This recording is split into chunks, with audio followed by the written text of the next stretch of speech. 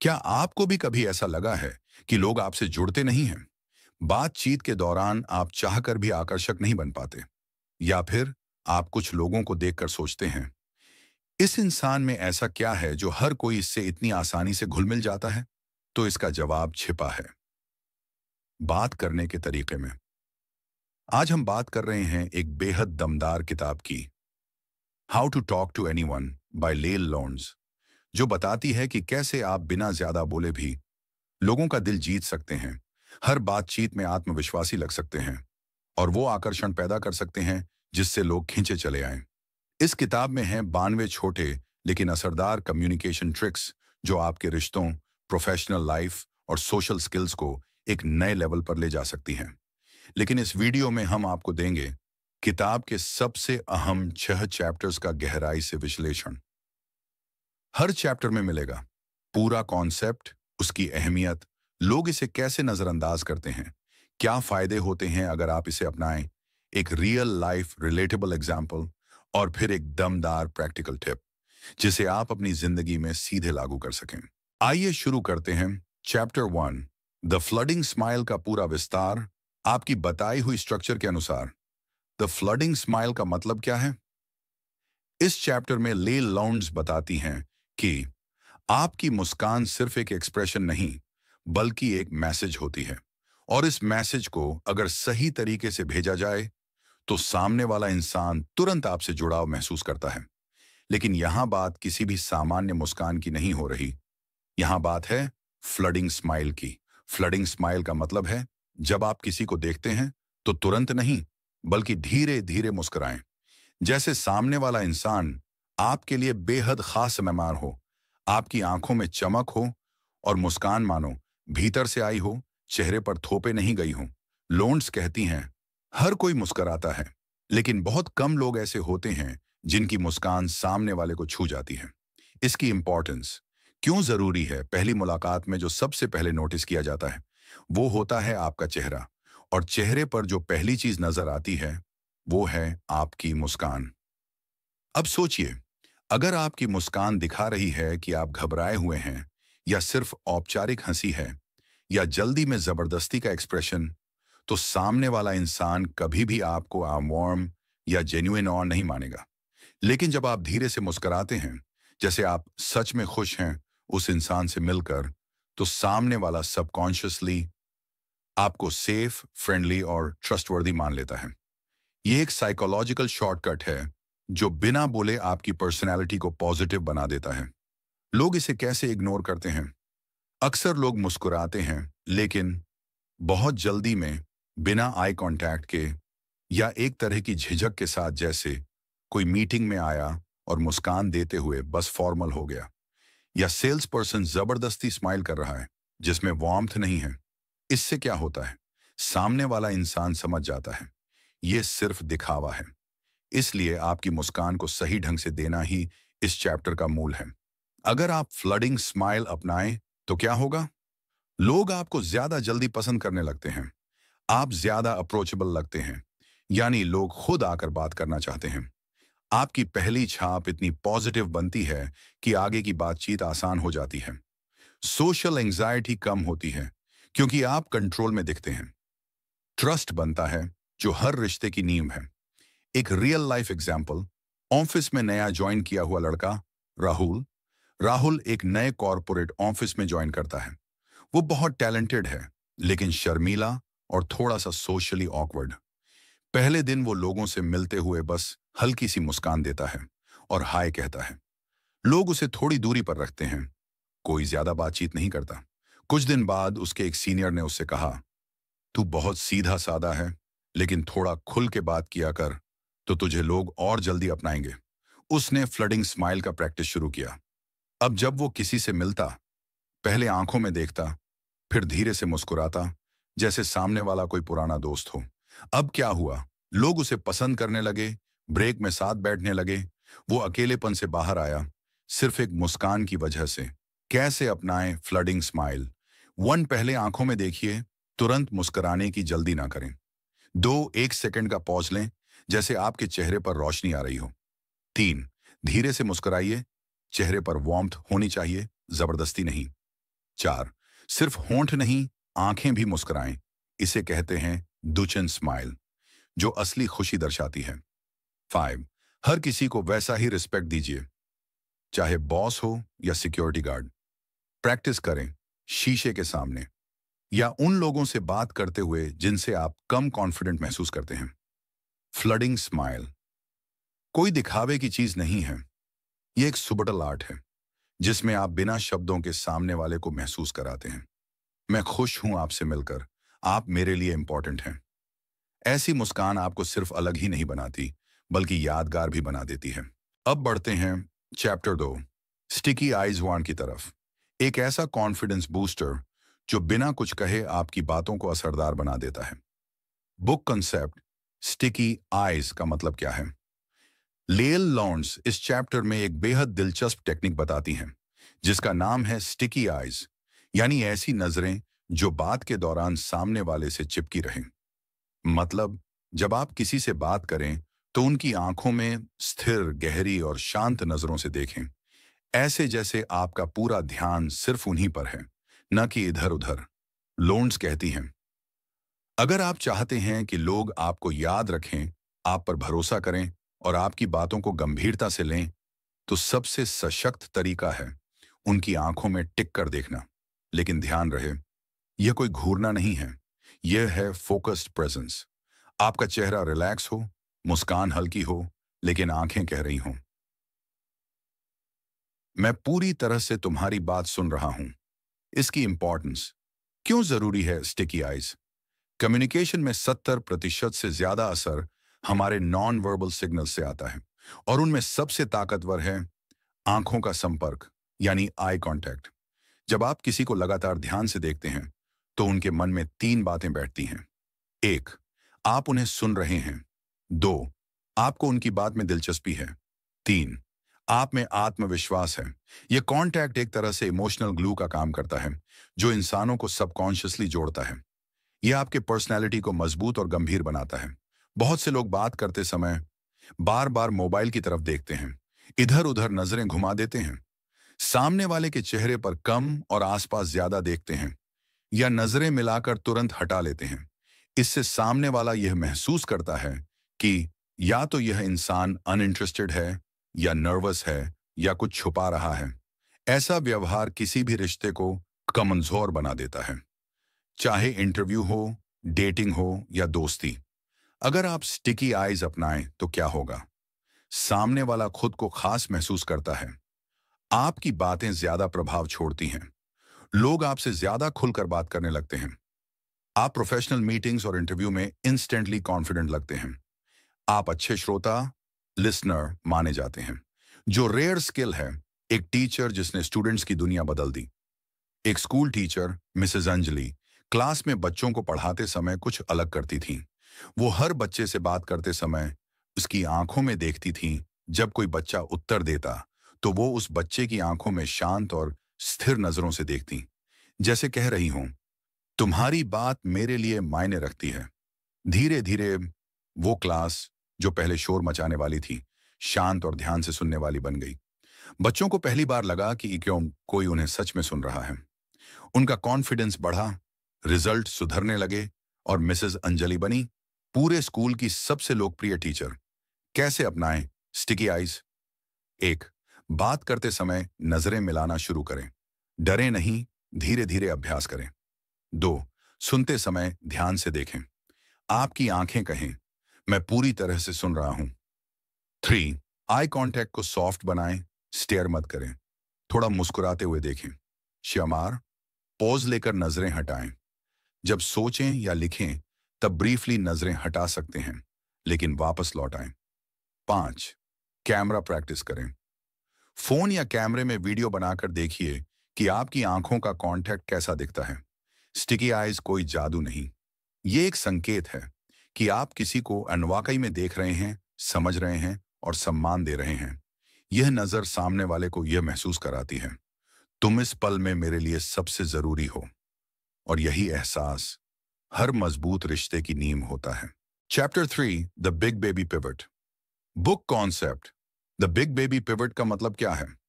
लील लाउंड्स इस चैप्टर में कहती हैं कि जब भी आप किसी से मिलें तो मौन की ओर सिर्फ सिर या गर्दन घुमाकर मत देखिए, बल्कि अपनी पूरी बॉडी को उनकी तरफ मोड़िए, जैसे कोई बहुत प्यारा बच्चा कमरे में आया हो या कोई सेलिब्रिटी आपके सामने खड़ा हो। यही है द बिग बेबी पिवट। मतलब ये नहीं कि आप उन्हें देखकर कूद पड़े, बल्कि यह एक सटल मूवमेंट होती है जिसमें आप यह दिखाते हैं कि आप इस पल में मेरे लिए सबसे ज्यादा जरूरी हैं। यह मूवमेंट एक पावरफुल नॉन वर्बल सिग्नल देता है कि आप पूरी तरह से उस इंसान की ओर ध्यान दे रहे हैं। क्यों जरूरी है द बिग बेबी पिवट?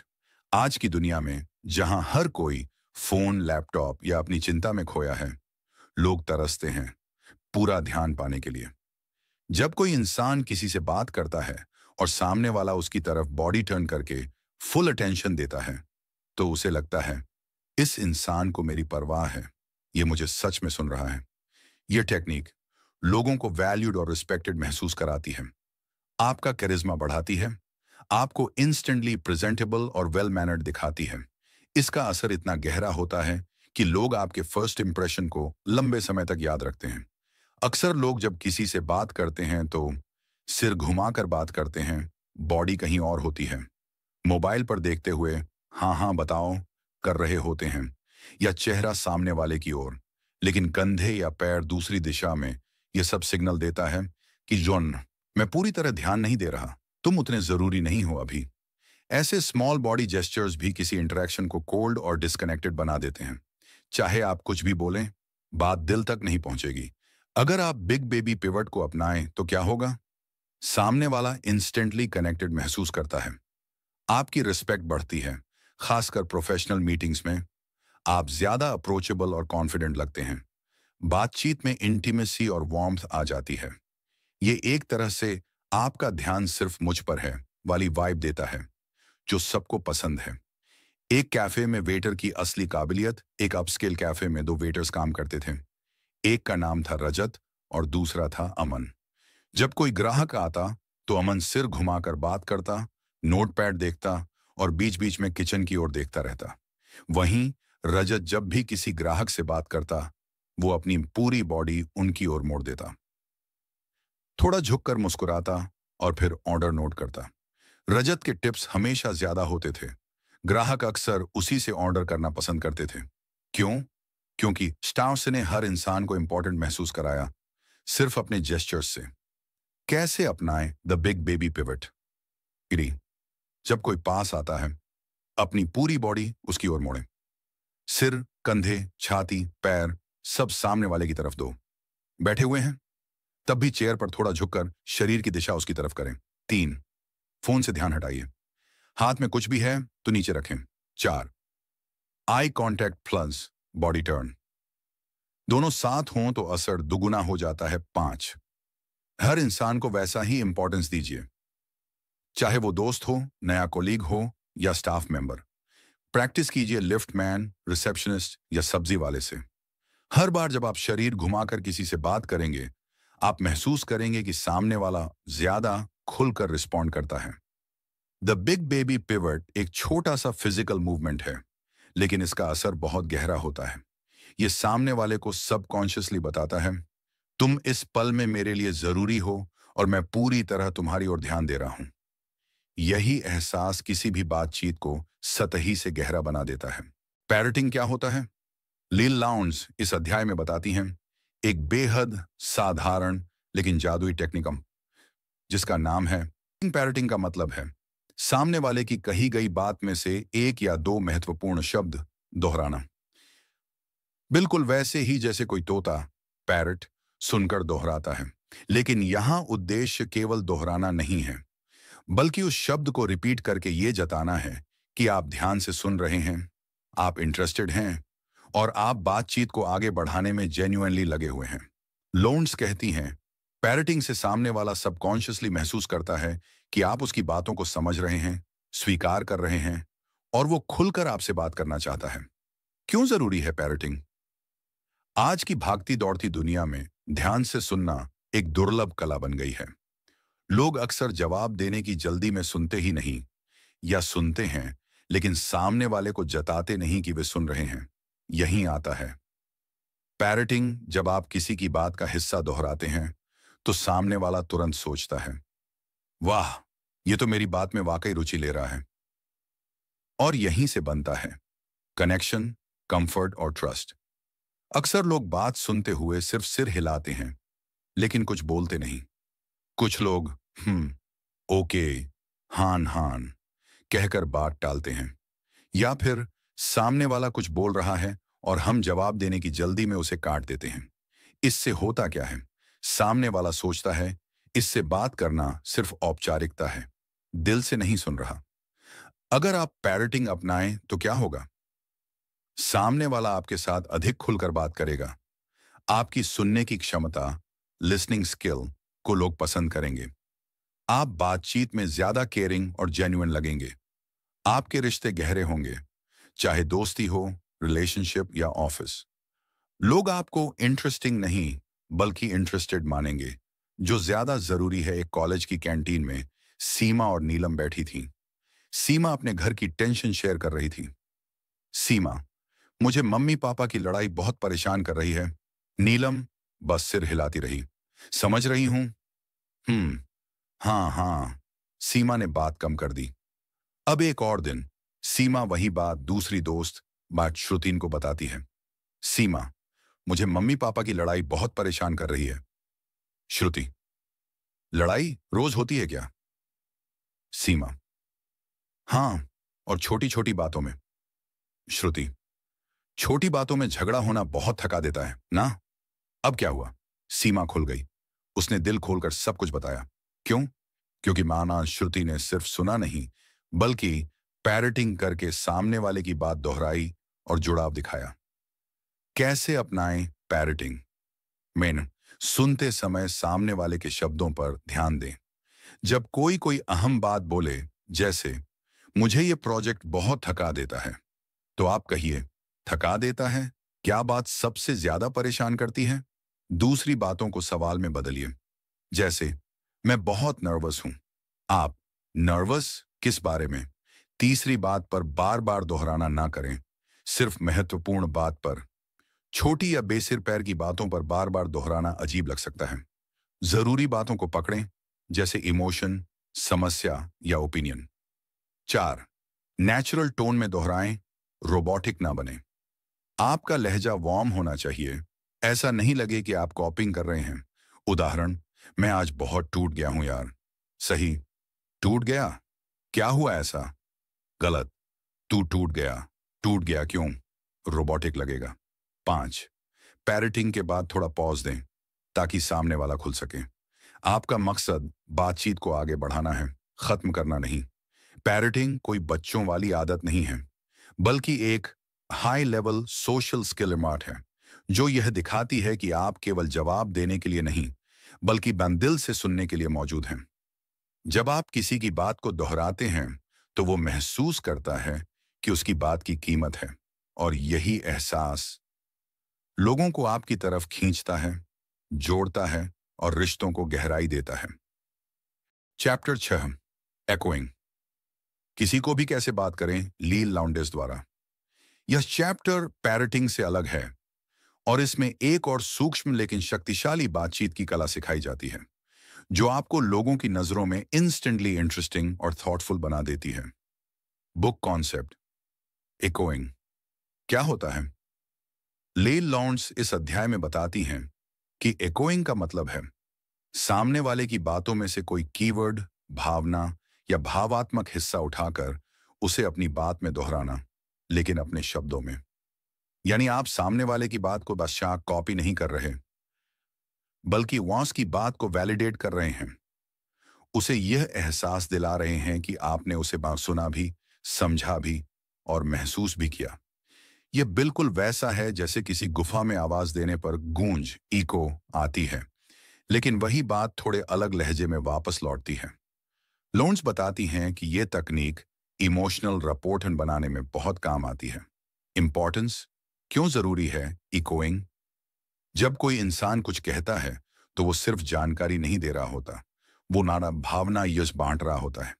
अगर आप केवल हाँ, ठीक है, समझ गया कहकर निकल जाते हैं तो उस भावना का कोई असर नहीं होता। लेकिन अगर आप उसकी बात को लेकर कुछ ऐसा कहते हैं जो उसकी बात को दर्पण की तरह लौटा दे, तो उसे लगता है कि इसने मुझे सुना भी और समझा भी। और यही बनाता है इमोशनल ट्रस्ट और डीपर कनेक्शन। लोग इसे कैसे इग्नोर करते हैं? लोग सिर्फ ओके, सही है, ठीक है कहकर बात खत्म कर देते हैं, या वे सिर्फ अपनी बात कहने में लगे रहते हैं, सामने वाले की फीलिंग्स को नहीं दोहराते। कई बार लोग सिर्फ सर हिला देते हैं, लेकिन उनकी बातों में कोई भी फीडबैक बस नहीं होता। इससे सामने वाले को लगता है कि उसकी बातें सिर्फ सुनी गईं, समझी नहीं गईं। अगर आप इकोइंग अपनाएं तो क्या होगा? सामने वाला इमोशनली खुलने लगता है। आपको थॉटफुल और केयरिंग इंसान माना जाता है। रिश्तों में डेप्थ और वार्मथ आती है। आप बातचीत में इमोशनली इंटेलिजेंट लगते हैं। लोग आपके साथ अपने पर्सनल मैटर्स तक शेयर करने लगते हैं, क्योंकि उन्हें लगता है आप सच में समझते हैं। एक कर्मचारी और उसका बॉस राहुल एक ऑफिस में काम करता था। उसका बॉस मनीष अक्सर उसके काम की तारीफ करता, लेकिन कभी उसे बिना समझा हुआ महसूस नहीं कराता था। राहुल ने एक दिन कहा, सर, मैं रात देर तक बैठा सिर्फ इस क्लाइंट को बचाने के लिए। बहुत प्रेशर था। मनीष, ठीक है, अच्छा किया। बस, बात वहीं खत्म। अब एक और सीनियर, पूजा मैम, ने राहुल से वही बात सुनी। राहुल, मैं देर रात तक बैठा, बहुत प्रेशर था। पूजा, अरे, तो तुमने उस क्लाइंट को बचाने के लिए अपनी नींद और मानसिक शांति दोनों छोड़ दी। That's real commitment Rahul. Rahul मुस्कुराया। उसने पहली बार महसूस किया कोई मेरी बात को सच में समझा। यही होता है इकोइंग दौन का कमाल। कैसे अपनाएं इकोइंग?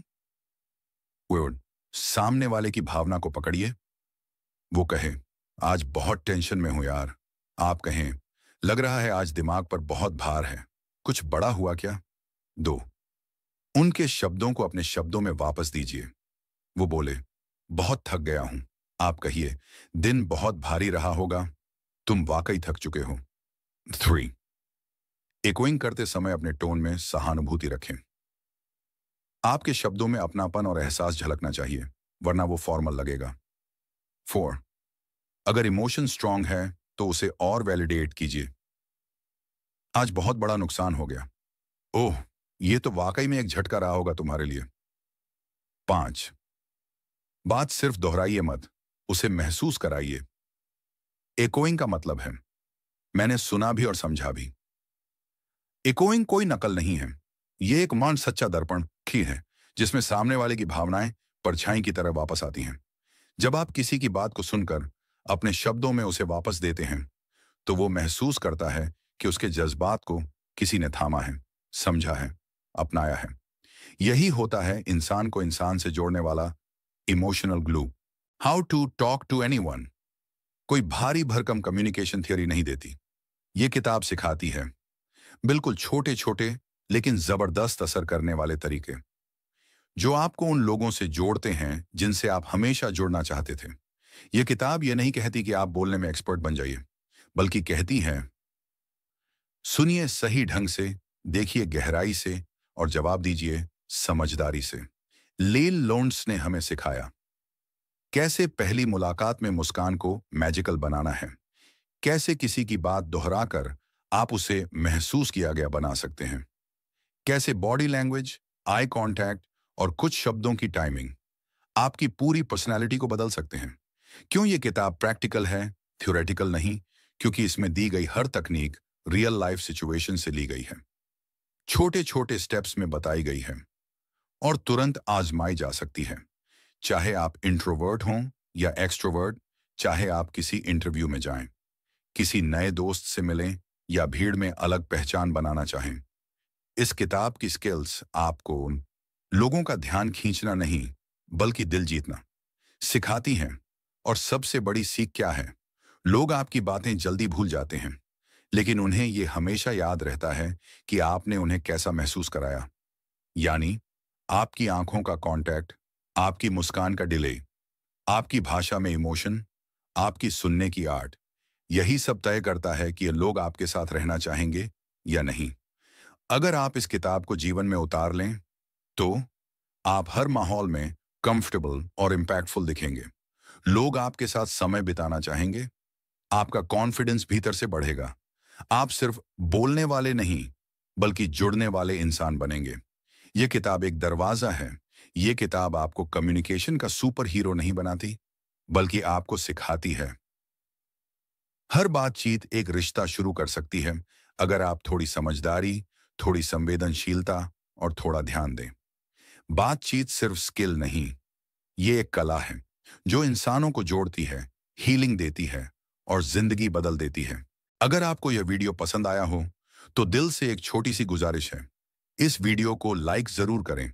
नीचे कमेंट करके बताएं कि आपको इस किताब की कौन सी तकनीक सबसे ज्यादा पसंद आई। और हाँ, चैनल को सब्सक्राइब करना बिल्कुल ना भूलें, ताकि ऐसी ही और भी पावरफुल किताबों का ज्ञान आपको मिलता रहे। बेल आइकन भी दबा दीजिए, ताकि अगली वीडियो सबसे पहले आप तक पहुंचे। आपके एक लाइक, एक कमेंट और एक सब्सक्राइब से हमें बहुत ताकत मिलती है।